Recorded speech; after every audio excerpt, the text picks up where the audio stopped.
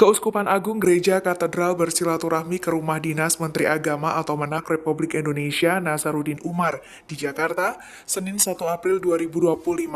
Dalam kunjungan terlihat keakraban antara Menak dan Uskup Keuskupan Agung Jakarta, Kardinal Ignatius Suharyo. Dikutip dari Kompas.com, momen toleransi kehangatan ini terlihat dari foto yang dibagikan Humas Keuskupan Agung Jakarta dan Gereja Katedral, Susiana Swadi, Selasa 1 April 2025.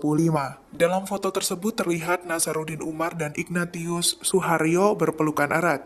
Keuskupan Agung Jakarta dan Gereja Katedral menyebut kesempatan ini merupakan sebuah momen inspiratif di mana perjumpaan dua sahabat di suasana kemenangan.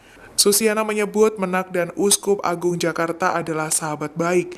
Dirinya juga menjelaskan kunjungan ini dilakukan dalam rangka Download Tribun X sekarang, menghadirkan lokal menjadi Indonesia.